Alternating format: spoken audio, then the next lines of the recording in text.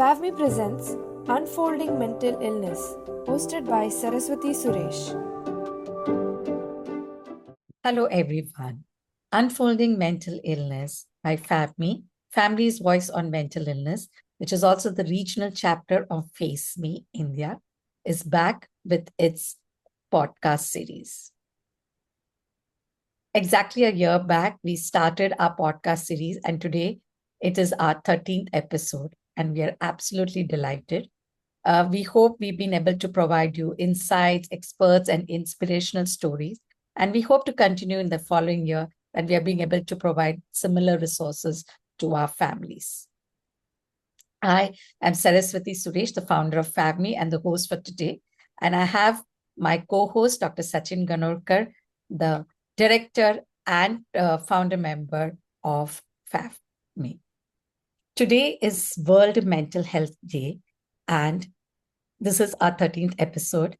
And we have with us, our guest tonight is an amazing lady and needs absolutely no introduction. She is the Director of NIMHANS Dr. Pratima Murthy. Welcome to be our guest, Dr. Murthy, and we are absolutely humbled and a heartfelt gratitude for agreeing to do this podcast with us. Thank you very much, Saraswati. Thank you for having me on this show. A little introduction, a brief introduction of Dr. Pratima Murthy. As I mentioned, she is the director of NIMHANS presently, and she has 3 decades of experience in the space of mental health. She is an alumni of Bangalore Medical College and has done an MD in psychiatry from NIMHANS. She's also done her diploma in psychology from the University of Manchester, and is a fellow from the Royal College of Psychiatry, Glasgow, UK. She has served as the head of psychiatry, the Department of Psychiatry at NIMHANS, the head for Center of Addiction Medicine, head of forensic psychiatry, and also the chair of psychotherapy in NIMHANS. She's an international consultant to the World Health Organization for the mental health gap in mental health and addictions. She's also provided consultancy to the National Human Rights Commission, being a member of many task forces at the national level in India. So, as you're aware, ma'am, today is the World Mental Health Day, and the theme for this year is prioritizing mental health in workplace. So I would start my first question on this topic, since this topic highlights the culture in the workplace, the social inclusions, contributing to productivity, the work stress, empowerment, etc. What are your views on the state of mental health, the awareness and support in workplace today? So, a majority of the time we spend sleeping, of course, but apart from sleeping, a lot of the working hours are spent at workplaces. And therefore, the workplace becomes a very, very important part of much of our adulthood. And anybody who kind of works outside of the home, it's not to kind of in any way say that work at home is not important. Work at home is equally important. We've heard and work from home only in the context of COVID, but we forget the countless people who actually work at home, in the home, also, doing very important contributing work. But at least for the definition of the workplace, as far as the slogan goes, it is when you go out to work mostly. And I think a lot of that time, we need to focus not just on the productivity of the employee, which is obviously important for the organization, but also understand that productivity comes from a satisfied employee. So I think there's a lot of research suggesting that when there is workplace satisfaction, when employees are passionate about their work, when they have a sense of control and feel a sense of accomplishment around their work, when there is teamwork, then productivity of the organization increases. when there is either physical or mental distress, there is increased absenteeism, there is poor interpersonal relationship, when there is interpersonal violence at the workplace, when there is a lot of sick leave in the workplace, then obviously the productivity of the workplaces becomes less.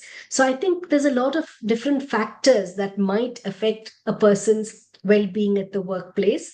Of course, there is a lot of individual factors. I mean, there's a nice saying that the International Labour Organization has, that the worker never leaves their problems at the factory gates. So inevitably, whatever the problems they have and they come with to the workplace, or whatever stresses they have at the workplace, they take home. So I think it's important to understand not just the individual factors, but also the workplace factors and the workplace dynamics, which can also have an impact on the individual. So everything has to be taken holistically when looking at wellness at the workplace. True.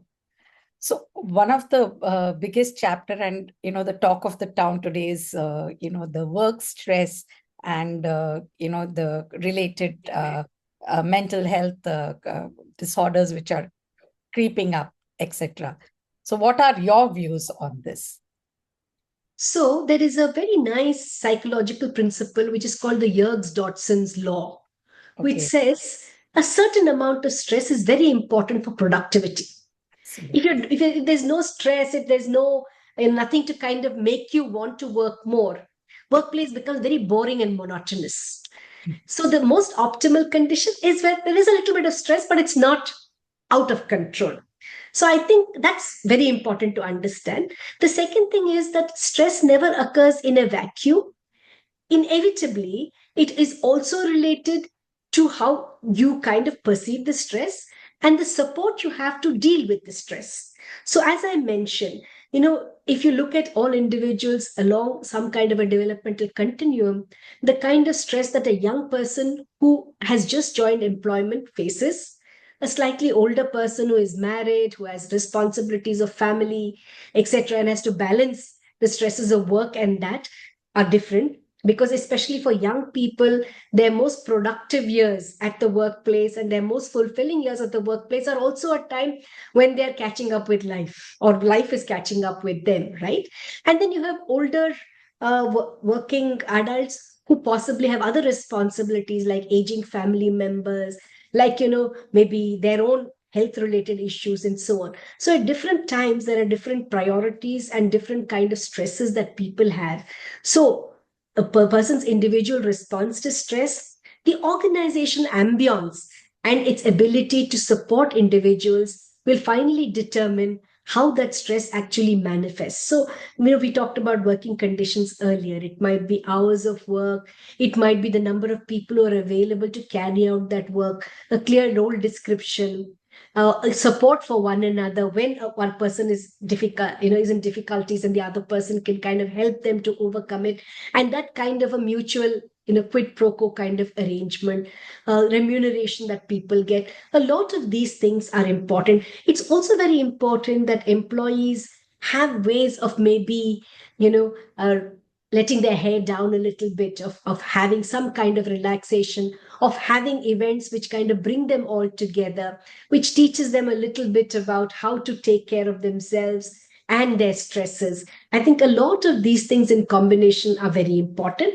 The International Labour Organization has a very nice approach to this whole thing. It's a traffic light approach, which says keep the greens green.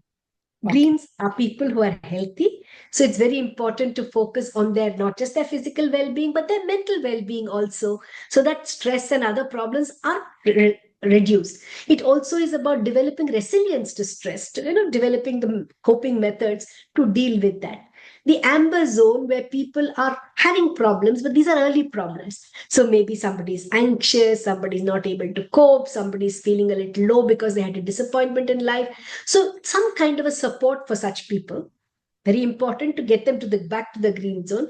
The red zone, of course, are people with significant problems where they may need help, they may need professional consultation, they may need some time off to get better and to return to it. It's also important to teach people about diagnosable mental disorders and how they can reach help. There's a lot of stigma, and stigma is not only confined to the society, is also very heavy in the workplace. And therefore, to destigmatize, reaching out for help and getting confidential help to people, enabling them to get better and to get back to work is also very important in the organization. So true. It's a combination of so many factors with open communication and transparency. I think that's the mantra which one should take in every organization. Yeah. Moving on to initiatives by NIMHANS, with migration, post-COVID, unemployment, work stress, of course, and other priorities of people to, I would say, the treatment gap, lack of mental health professionals in our country. And we are catering to 1.4 billion people in our country. What are the initiatives which NIMHANS is taking right now? As you know, NIMHANS is very, very well known for the clinical services that we provide. And I think that's a very, very important aspect of it. I can certainly see that there has been a trend, a change in trend in terms of the kind of people who seek help from us. Earlier, we used to get only the very severely mentally ill, with psychotic disorders or bipolar mood disorders who would come to us. But now there's a spectrum of people who come to us, especially with common mental disorders, with adjustment problems. We have something called a Center for Well-being, where people who do not have severe diagnosable mental disorders but have a lot of psychological distress, which may be related to stress at job, to stress in their relationships, to stress with looking after children, marital difficulties, they all come. So one is the enlargement of the spectrum of the problems that we encounter. So we help people across the spectrum. The elderly as well. Again, the elderly who face a lot of loneliness, the emptiness syndrome where children have all moved away, they don't feel kind of valued, they feel extremely lonely. We get a lot of elderly also who come to us. The second thing that we've been doing is, of course, training people who are not just mental health care professionals, but others. They might be what we call community gatekeepers. They might be volunteers who want to kind of help other people. They might be teachers in schools and colleges. So many people like this. They might even be police officials, people who are working in the law, anybody who kind of wants to help in a slightly non-professional manner. So we do a lot of training courses for both professionals as well as non-professionals in being able to reach out and provide mental health support. Obviously, you've all heard about the Telemanas initiative, where people from anywhere in the country now can call 14416 and get free counseling and also get linked up to the more formal services that we have in our country. And that's something that we've been leading. And we've had several lakh calls now to kind of, for people from all over the country who didn't have access to mental health services to come forward. We also do a lot of destigmatizing, to reducing the stigma around mental illness. So we have people who do walks around NIMHANS. Our mental health education puts out a lot of awareness programs about, clarifying misconceptions about mental illness and making the conversations, as you said, more open. Suicide prevention is another very important thing because we know that over time, the rates of suicide have been increasing and a lot of socioeconomic and sociocultural factors have been, leading to that. So we're working, for example, in general hospitals for people who kind of get admitted for a suicidal attempt to provide them and their families support so that the risk of trying to repeat that kind of a problem is reduced and the underlying problems that led to such an active, to such an event in the first place is also addressed. We also support families, who lose family members to death by suicide. There are other colleagues who train gatekeepers also in suicide training. So we've been providing training to different, armed forces, for example, any other kind of workplaces which require help with the suicide prevention. Talking about the workplace, we've evolved tools to actually assess stress and mental well-being at the workplace, trying to combine or get people to understand the relationship between mental illness as well as non-communicable disorders. Mental illness is also a non-communicable disorder, but it increases the risk to, for example, hypertension, diabetes, cancers, cardiac disease, respiratory disease. All of them have a close relationship with mental well-being or mental distress. So I think understanding those relationships is another one. And we also work with NGOs to try and develop, you talked about Face Me, to try and help families to cope better, reaching out to families, having helplines for families, something called Care at the Doorstep, trying to see if these models work. And of course, in terms of policy, we do work with both government as well as non-governmental agencies at local levels, at national levels, at international levels to try and get policies better. Many of our colleagues are also involved with international organizations, whether it's the WHO, whether it's the World Psychiatric Association, to try and see if at the national level we can evolve policies. And finally, of course, I should mention postgraduate training. We know you mentioned that there is a deficiency of professionals. So in terms of having more psychiatrists, clinical psychologists, psychiatric social workers, psychiatric nurses, we try and increase the human resource as well. So this is in a nutshell some of the activities that we are doing. Yeah, I think Telemanas was one of the best initiatives, I would say, because it's, ability to reach out on the phone. Yeah, during COVID, we ran a psychosocial helpline. And the number of people who call the helpline just from information to somebody to talk to ventilate was very, very high. I remember when I was working in the UK in the 1990s, a lot of the calls on my duty day used to be from young people who couldn't sleep, who were feeling very lonely, who were just feeling anxious about nothing. I just wanted somebody to talk to. So I think there is, as societies become less and less connected, and our informal methods, and that's again something that we need to strengthen, the fact that we have friends, we have family members who are connected to each other, so that there are ways of caring for ourselves.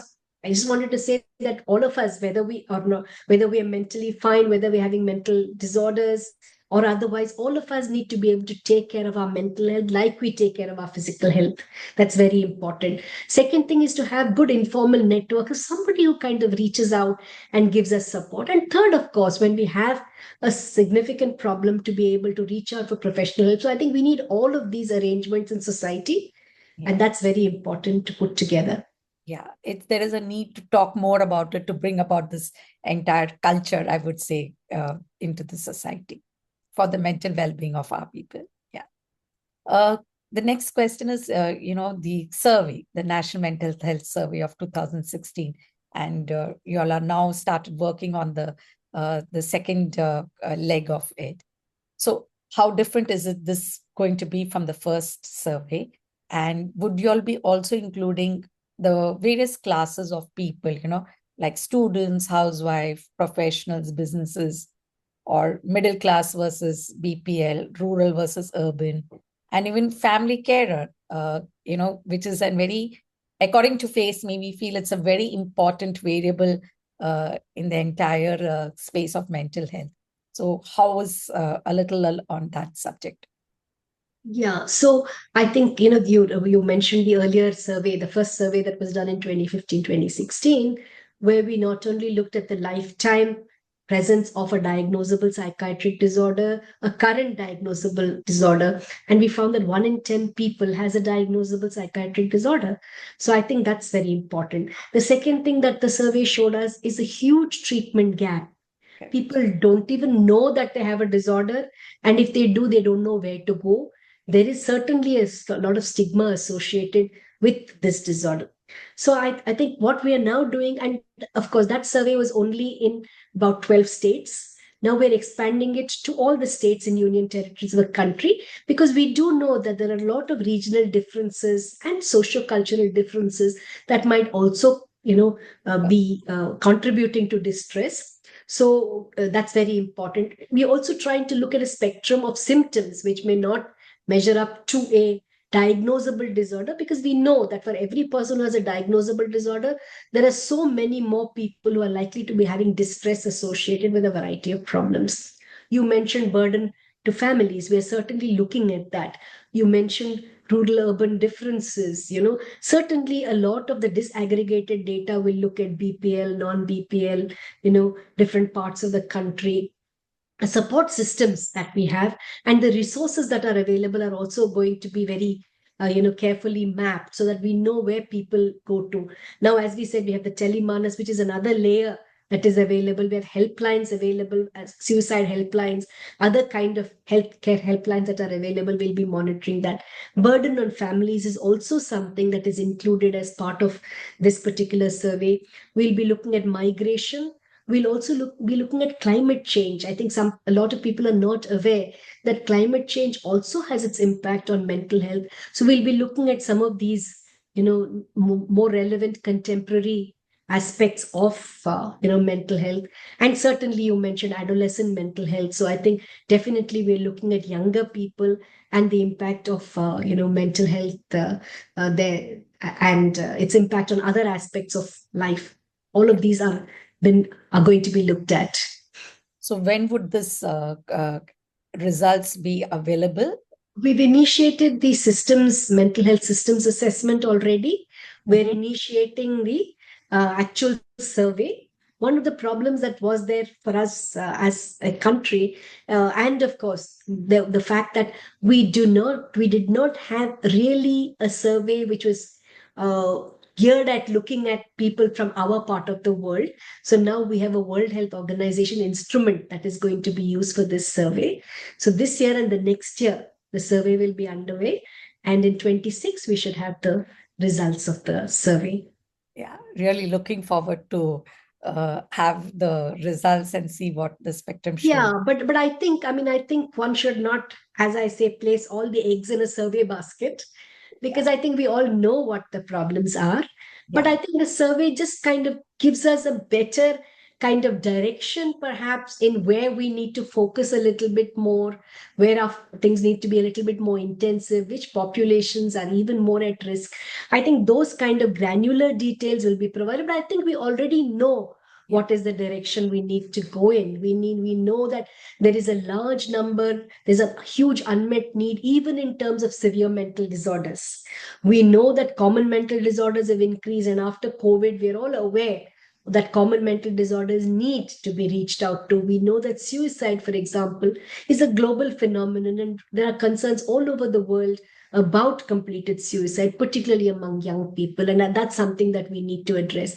As we are an aging population, we know that mental health problems among the aged is also increasing as people live longer.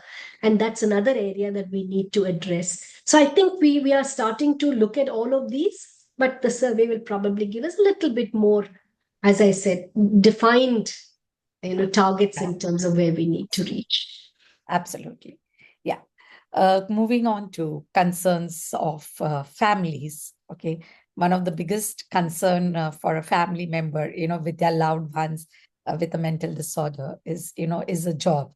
And, first of all, getting a job itself is a challenge. And then, ensuring that the person goes to work or continues to work, they quit their job because they are unable to take the stress with it. So do you think a sheltered workplace for PMIs would work, or do you think no, an integrated, inclusive mechanism would be better? I don't think there is a one size fits all solution to the kind of problems that we face. And I think that's really the important thing. I think the first important thing is to recognize that everybody has a right to a full life. And a full life is not just about education and about independent living, but also about being productive. In fact, one of the definitions of health, in addition to well-being and coping, etc., is also to be productive and to be a fulfilled member of society and to be contributing to society. So to that end, I think everyone has to, have a right to such living and opportunities. But depending, of course, on people's level of disability or ability, there will be different kinds of things that are required. So obviously, ideally, a society needs to be inclusive, needs to have, for example, we do have certain privileges for people who have certain disabilities to make sure that they're integrated. Ideally, both education and workplace needs to be uh, able to accept people with any kind of neurodivergence, neuropsychiatric divergence. That would be the ideal situation. But there will be people who need a lot more support. And therefore, I think we need to look at a spectrum of services that are available. So you mentioned families. Let me start off with families. I think now we are recognizing that there is a huge responsibility placed on families. I'm not going to call it a burden, because for a lot of families, it's not that they visualize it as burdensome, but it's a very challenging kind of thing to be able to look after a person who has certain needs, as well as look after the financial well-being of the family. That, kind of balancing all of this is a big challenge to families. And the way to be able to support families, first of all, is, I think, to really make them more aware of the problem, feel less guilty about such problems, support their emotional well-being, because it's only when they're emotionally looked after, they're emotionally well, that they can care for the family member. And of course, financial well-being also is a very critical part of that, because obviously you need to do that.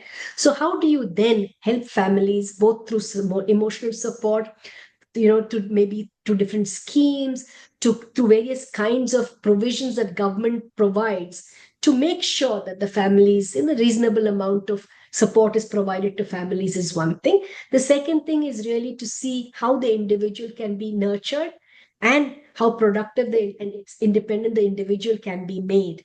And also, perhaps, in cases where a high amount of support is needed to be provided, maybe having daycare facilities, where the person can go out and engage in some productive and meaningful manner, but also be compensated for the time spent there, which also gives the family time to attend to their own other responsibilities, becomes very important.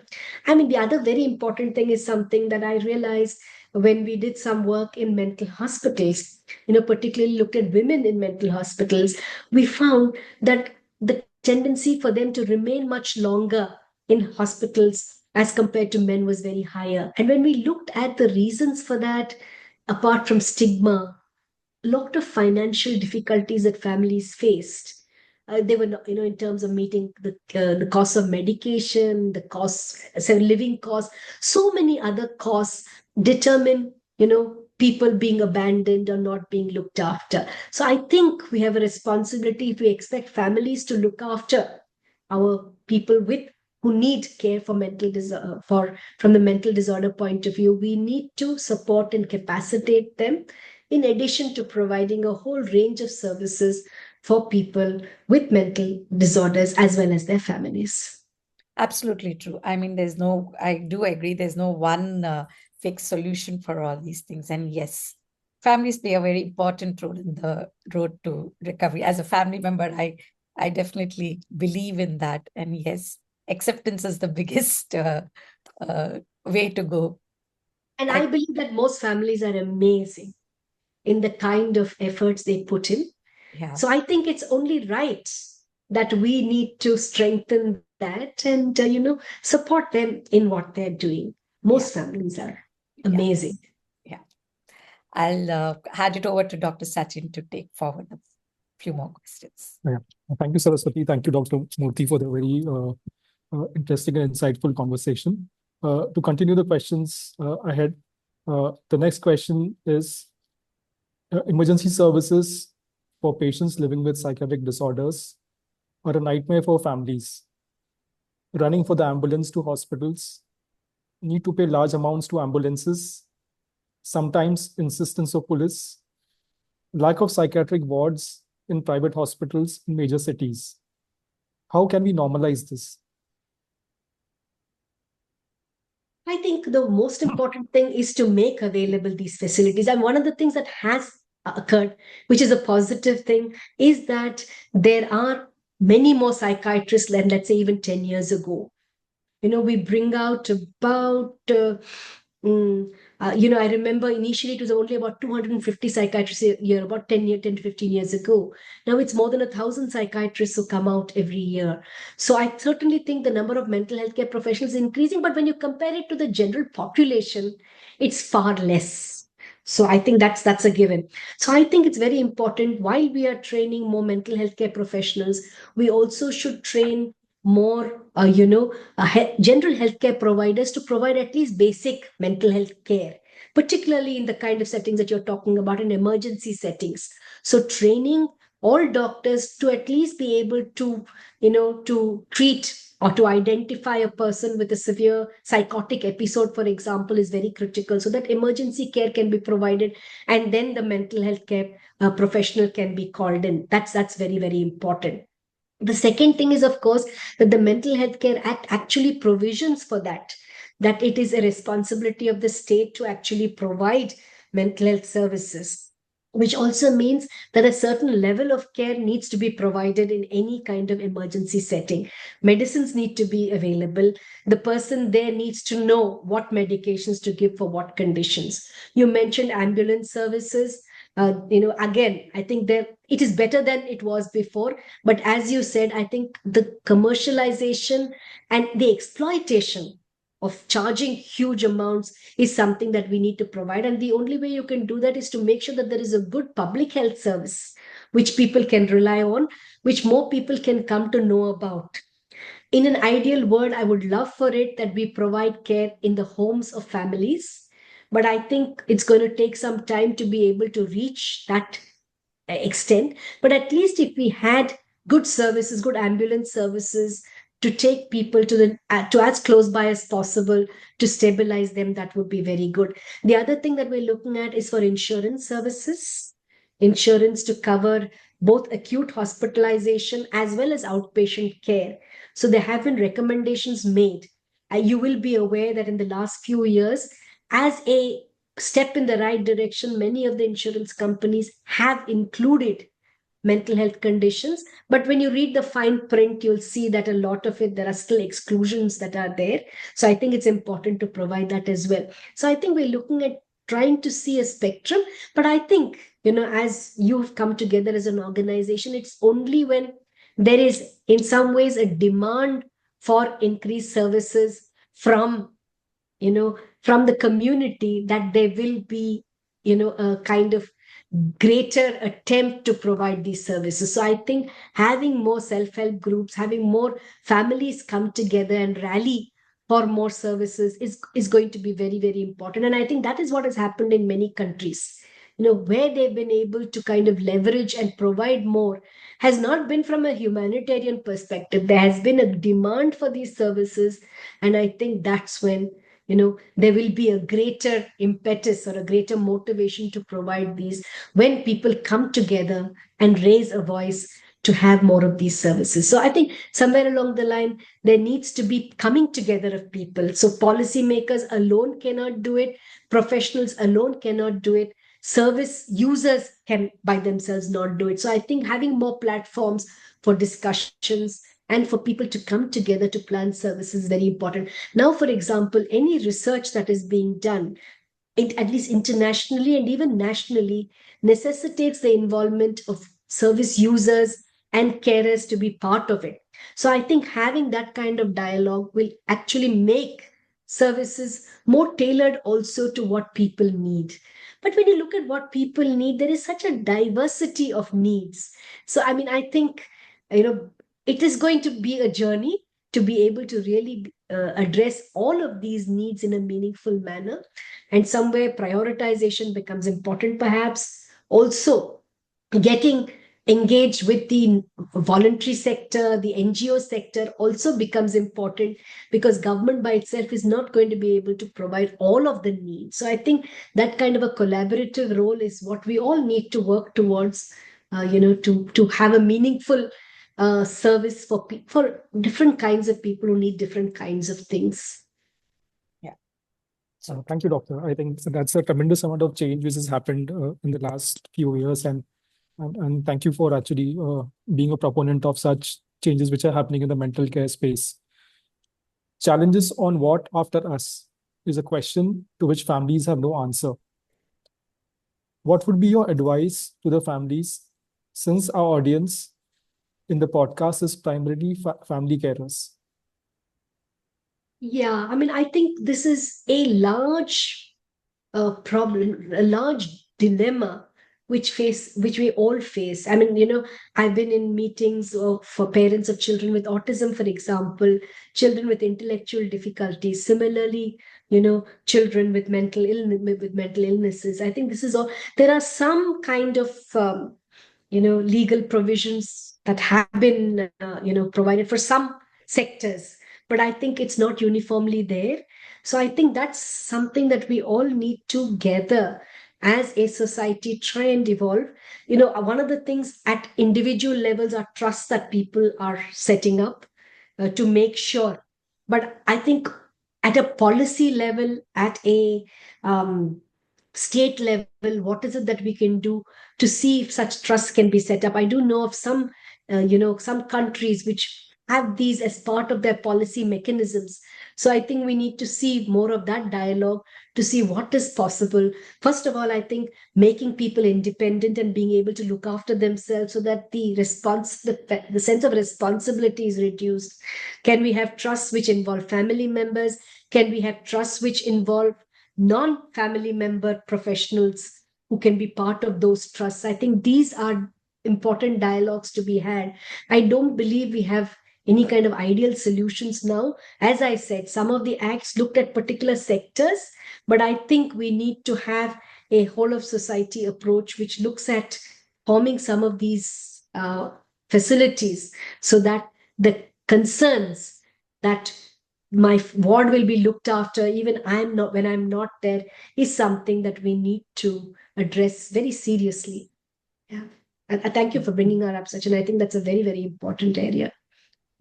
Thank you, Doctor. No, it's a dilemma, and it's a situation where nobody has the answers. But what you said is very important, is to have a society-based approach, and I hope people get answers in the near future. The last question is about the future outlook. What are your predictions for the future of digitization in mental health in India? Yeah.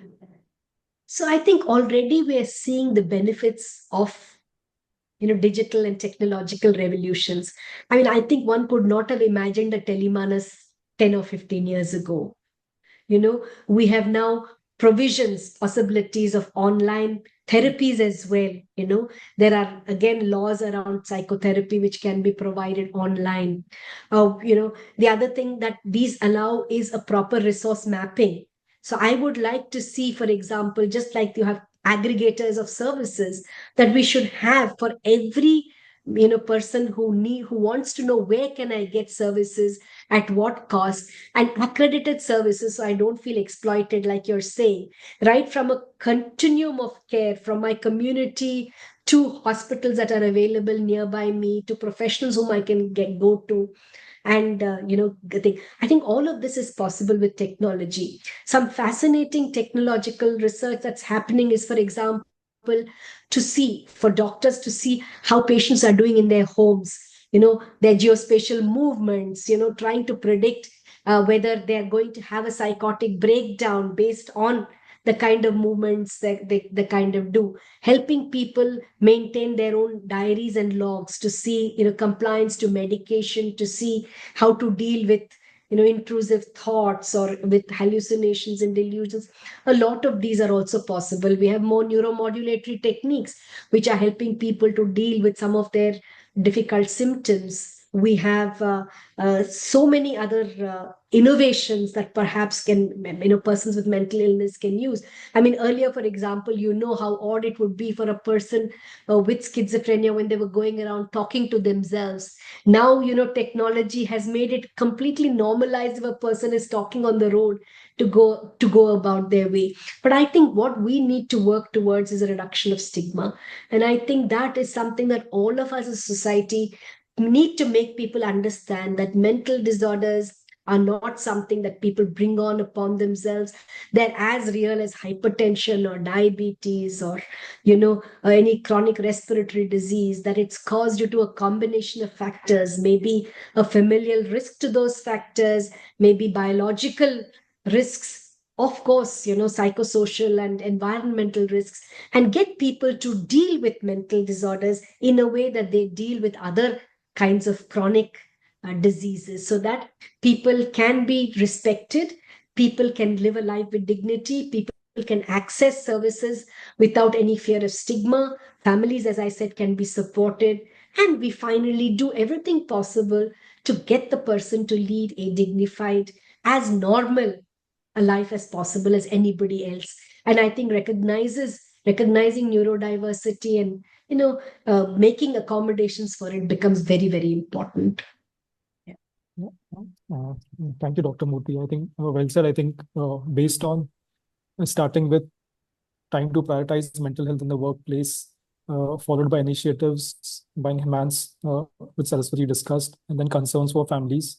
I think these are very valuable insights for our family carers, and we would definitely share this with our audience so that they can learn from all these points and maybe implement this in their practical lives. Thank you very much for your valuable time. Thank you very much for having me. Thank you so much, ma'am. Thank you.